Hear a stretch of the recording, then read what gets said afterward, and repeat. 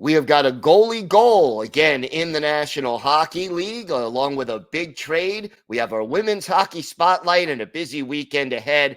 All this and more coming up on today's Locked On NHL podcast. You're Locked On NHL, your daily podcast on the National Hockey League. Part of the Locked On Podcast Network, your team every day.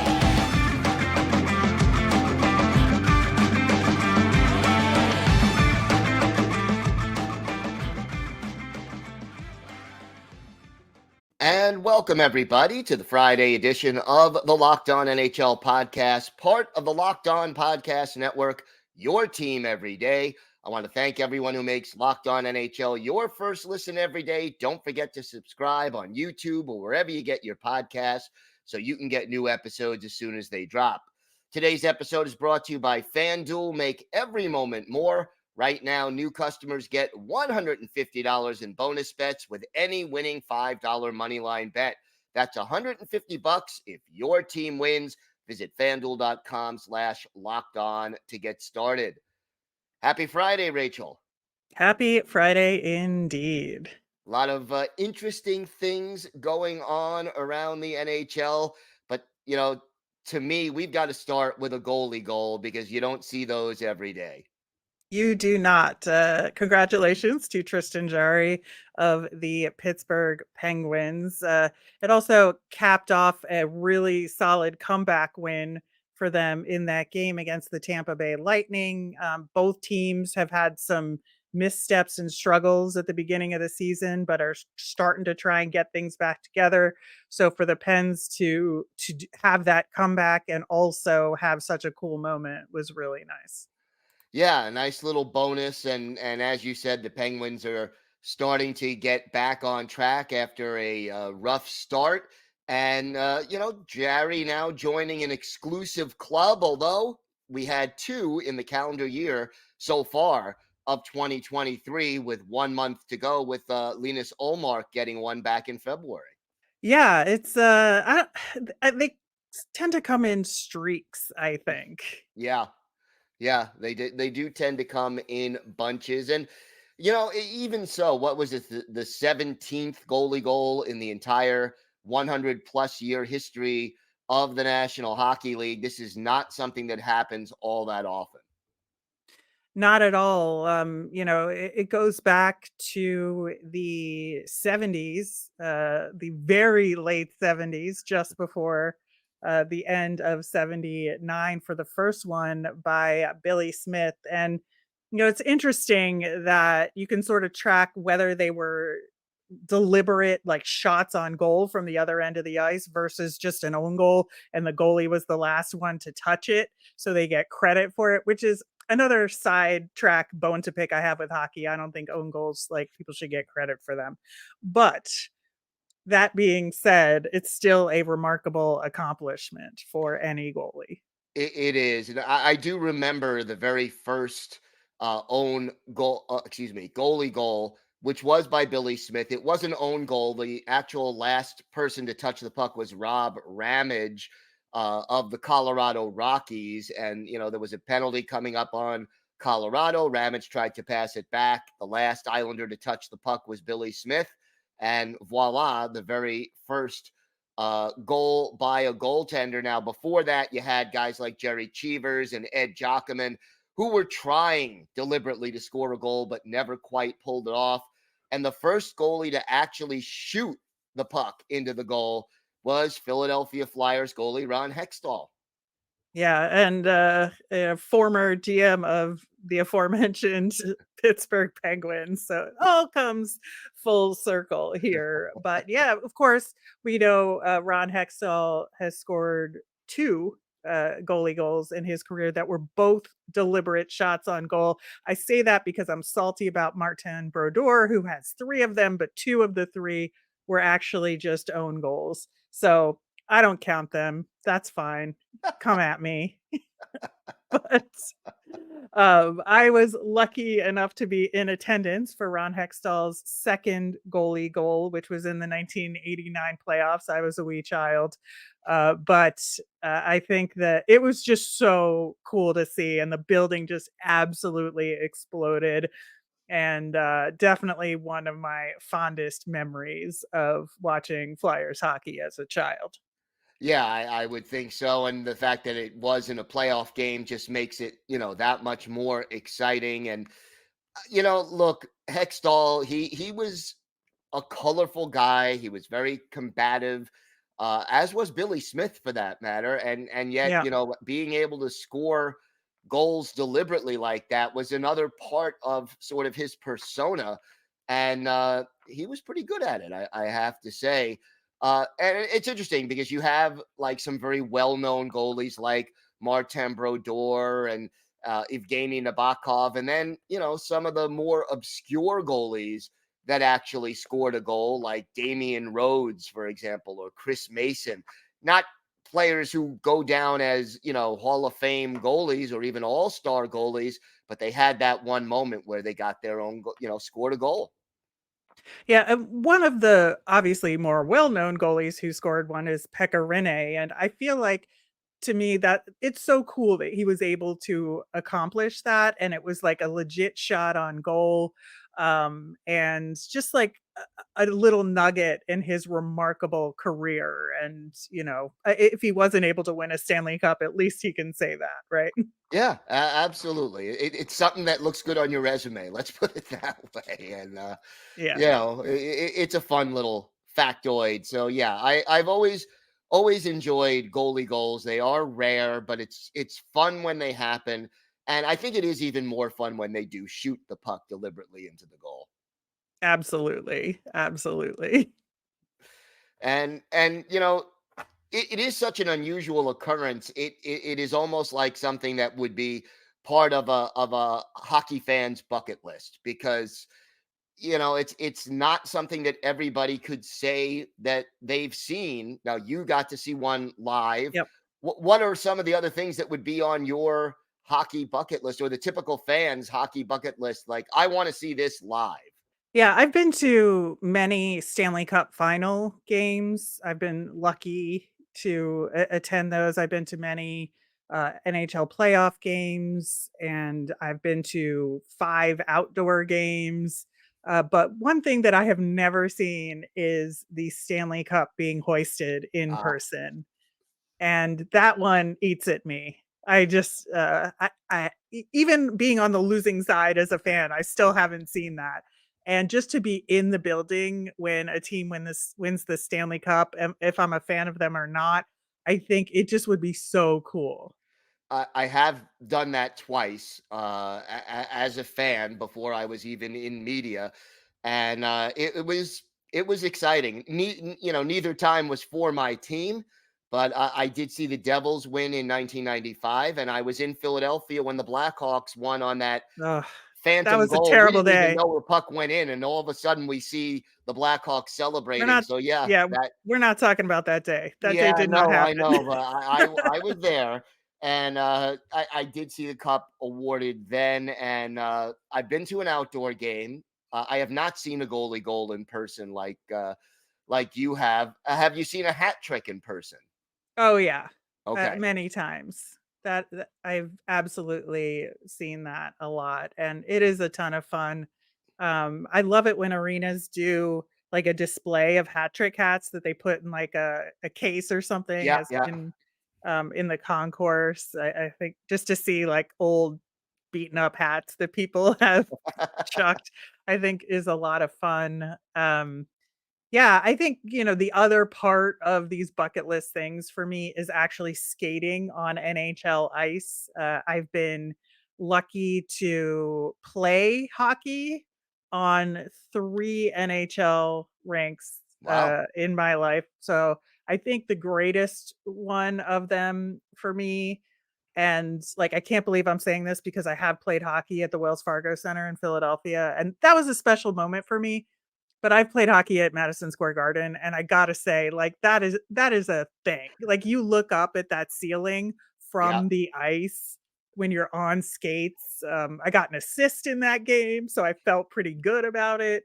Yeah, it was just a true bucket list moment for me. Hmm. No, absolutely, absolutely. How about like a multiple overtime game winner? No, I was not there in person. I've told this story before on Locked On Flyers, but my brother was famously at the 5 overtime game in Pittsburgh, Flyers versus Pens in that playoff game, and left before the end of Oh, the game. And I never let him like live that down. I stayed up for Um, that game, but I was not oh, there I in did person. too. Yeah. Yeah. I mean, all right. Well, we have got a lot more to get to on today's show. We will be joined next by Erica L. Ayala for our bi-weekly women's hockey spotlight. And boy, is this a big announcement and a big week for women's hockey. So we'll be talking about that. We've got that plus a busy weekend ahead in the NHL coming up next.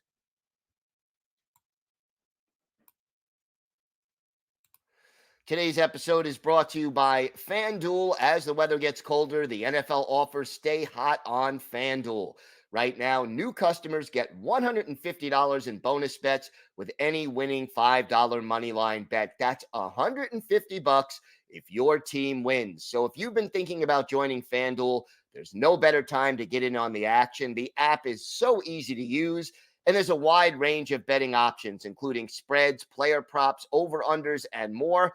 And look, you could bet on the NFL. You have the college bowl season coming up, the NBA, college basketball.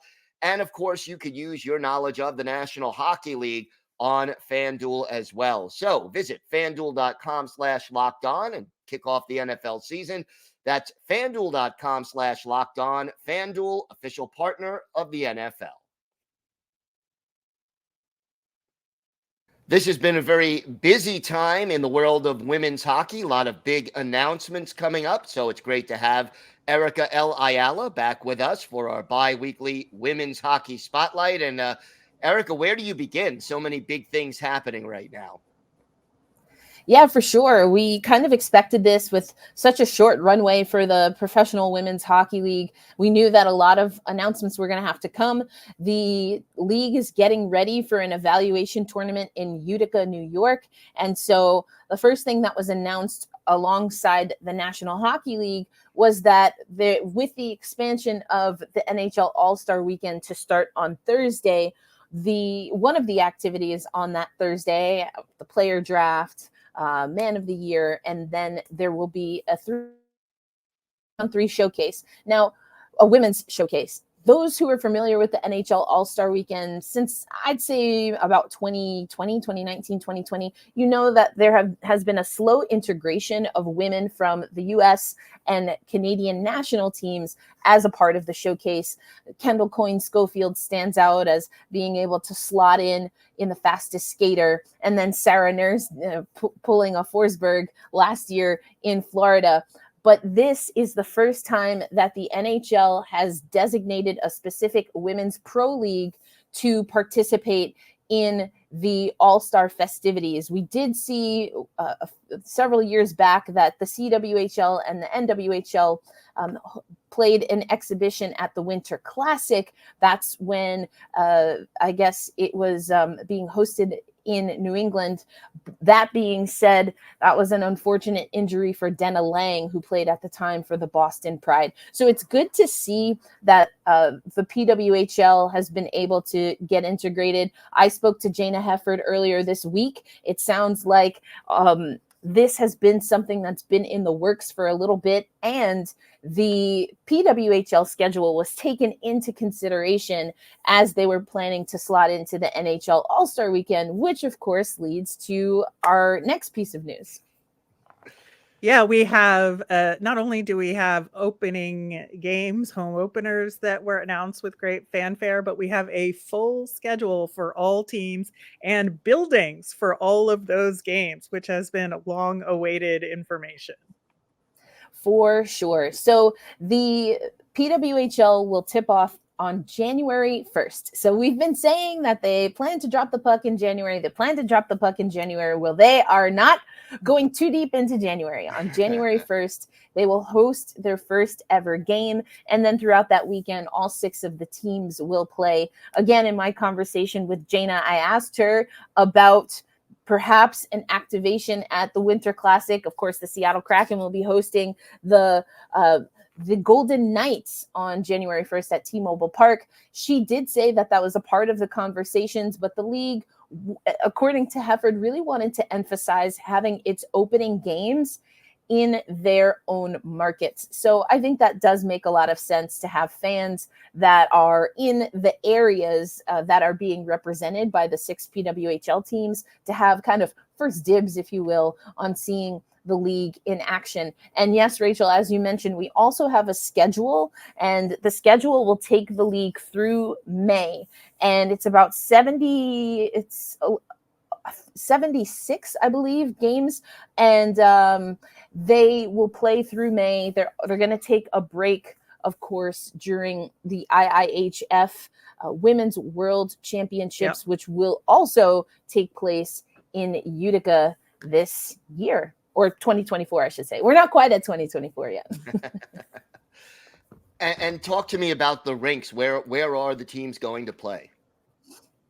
Well, it's somewhat of a mix between what we've seen in women's hockey in the past, such as the Zongas Arena in the Massachusetts area. But we also see that there's some NHL facilities that are being utilized. We've talked about this before with Minnesota. They were one of the first teams that we had an inkling that they would play at Excel, which of course is where the Minnesota Wild also play.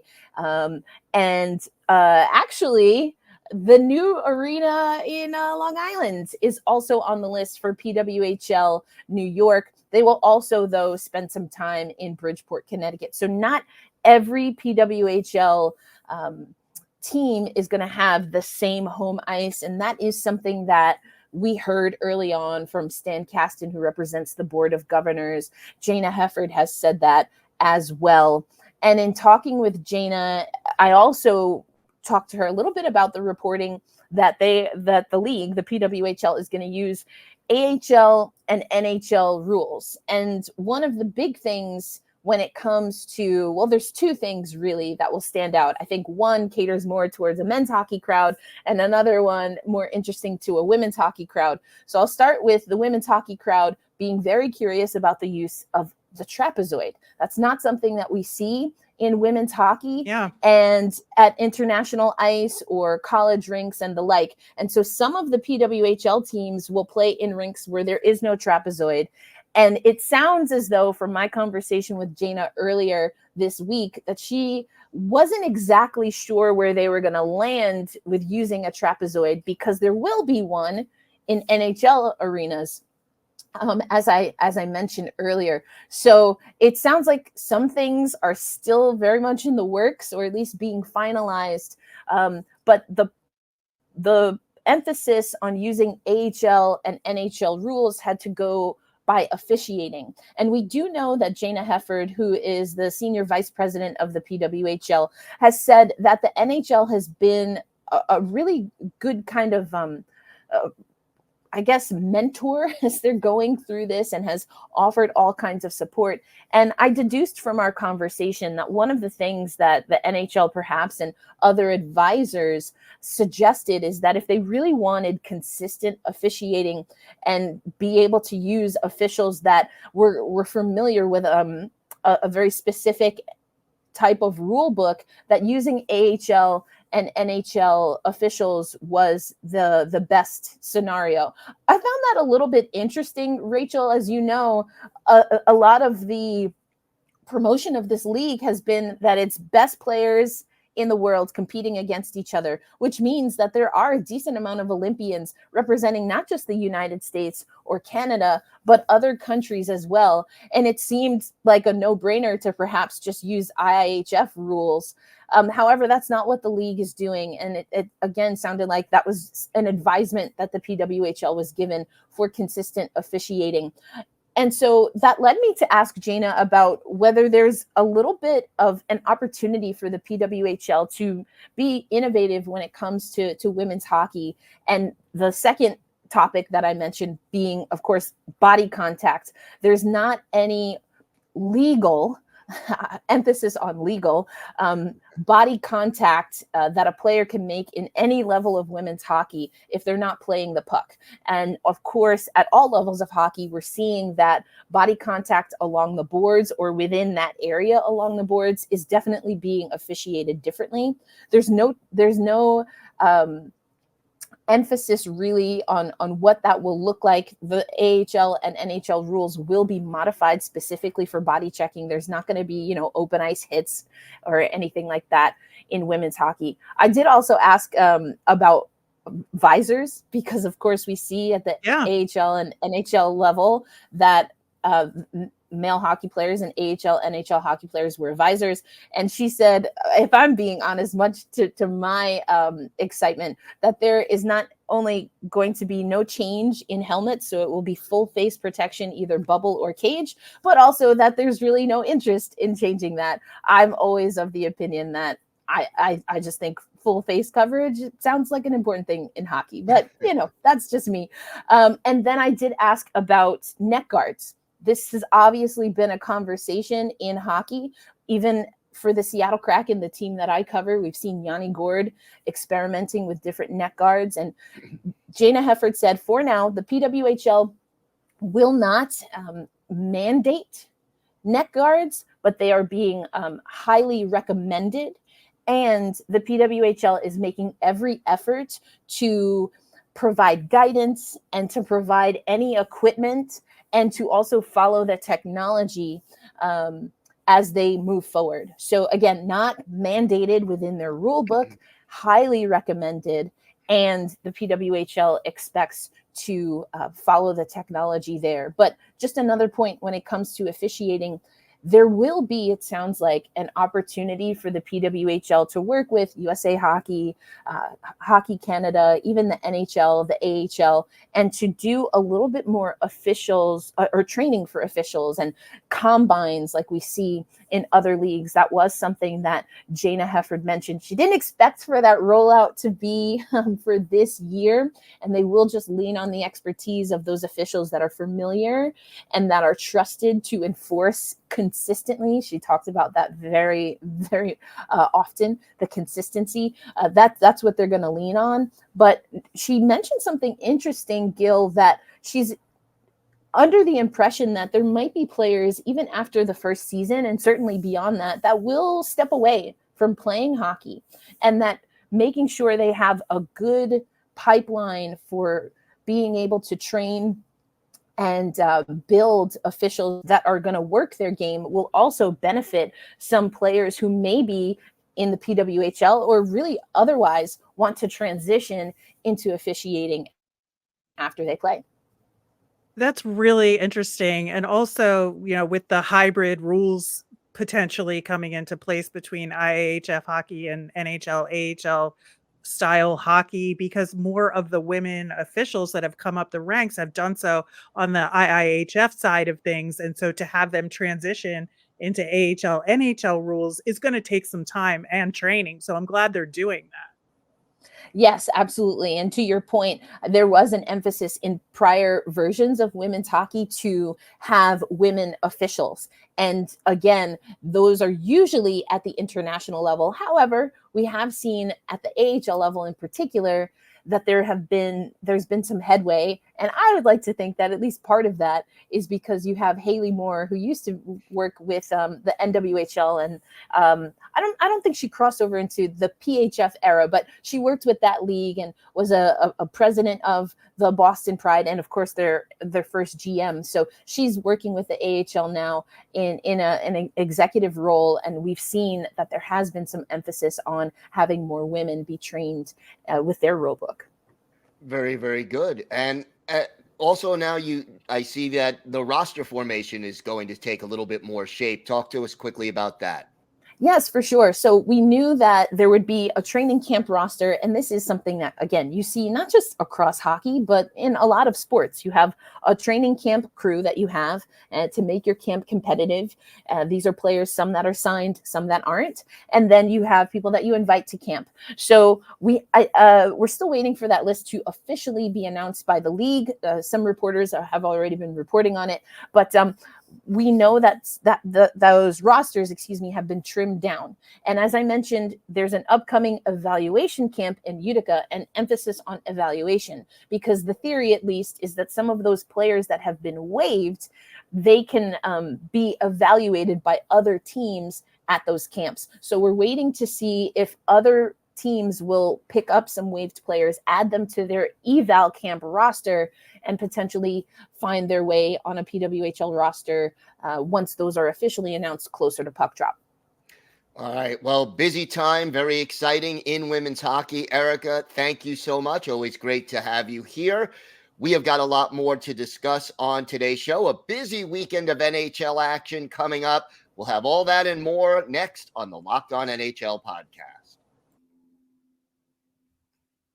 You know that feeling when your favorite Flyers or other NHL player scores a hat trick? If you want to get that feeling and win 100 times your money, play daily fantasy hockey on the Sleeper app. It's the official daily fantasy app of the Locked On NHL network, and it's our top choice for daily fantasy sports, especially daily fantasy hockey. You can also play daily fantasy NFL, NBA, MLB when it's in season, and college football on Sleeper, and entries can be made in under a minute. With elite players like Connor McDavid, Sidney Crosby, and Austin Matthews, plus the new kids like Connor Bedard, all you need to do is make more or less picks on stats for these stars. You choose from things like goals, assists, saves, plus minus, and more. You heard me, hockey fans. You can win 100 times your money playing daily fantasy hockey with Sleeper. So start paying attention and nail your picks so you can start winning big. Use the promo code LOCKEDONNHL and you'll get up to $100 match on your first deposit. Terms and conditions apply. That's Locked On NHL. See Sleeper's terms of use for details and locational availability. Well, we have got a busy weekend of hockey ahead, and we're back to the usual football season schedule with a very heavy Saturday and a very light Friday and Sunday.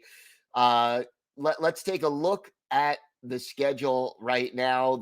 The Friday games, not the most glamorous games, but San Jose is in New Jersey and Ottawa is in Columbus. Yeah, Ottawa is kind of a mess right now, for lack of a better word. So honestly, I think like if you want to see like the best train wreck hockey, or like you're in it for the Gaper delay on the highway, I think Sens versus Blue Jackets is a good place to start. Yeah, that would do it. Now, Saturday we have a lot of games. We have 13 games on the schedule, so 26 teams playing. And, nice matinee, Tampa Bay and Dallas. Yeah, Tampa Bay, of course, the team on the other side of the Penguins comeback we talked about earlier in the show. And so they're going to be looking to get back on the horse. Dallas is having a tremendous season, and this should be a good one. Absolutely. Meeting of two original six teams coming up at 7:00. Detroit in Montreal. Yeah, Detroit is having a remarkable season thus far. Of course, the big news with them signing Patrick Kane recently. And so seeing him in that uniform is just bizarro land. But I think that, especially with DeBrincat there, it's an interesting combination and a must see, in my opinion. Flyers and Penguins, Battle of Pennsylvania at 7:00 in Pittsburgh. Yeah, extremely similar teams with extremely similar stats on paper, but could not be more different like with the eye test. This is actually the first of a home and home between the two teams, so it's going to get interesting. Yeah, no doubt. And then Boston and Toronto, another original six matchup, but also a very good matchup between two contending teams. Yeah, I think this one is definitely a must watch. We have Vancouver in Calgary at 10:00. That will be the late game for Hockey Night in Canada. And Calgary still trying to get themselves figured out. Yeah, of course, this was the two teams in the trade that happened this week with Nikita Zadorov going to Vancouver for a couple of low picks in future drafts. Of course, Zadorov requested the trade. This is like a cap clearing move. But it's always interesting when teams make a trade like that and then immediately face each other. Yeah, there's always something, a little extra juice going on when that happens. To me, the best of the late games, the Capitals in Vegas to take on the defending Stanley Cup champion Golden Knights. Yeah, this is going to be a real test game for me for the Capitals. Like, are they a real thing? Are they not? Because their stats don't really bear out being as good as they are in their record, and going up against this top team like Vegas, I think it is a really good judge of whether that's true. Yeah, real measurement game for them to see how far they've come. Sunday, 5 games on the schedule. 2 of them sort of jump out at me in particular. Nashville and Buffalo, 2 teams that are very inconsistent and trying to right the ship. Who do you think has the edge in Buffalo on Sunday?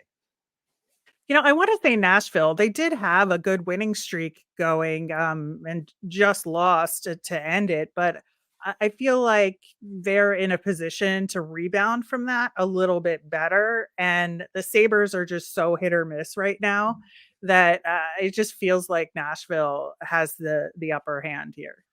And then the best game, I think, on the Sunday schedule, Colorado and LA going head to head.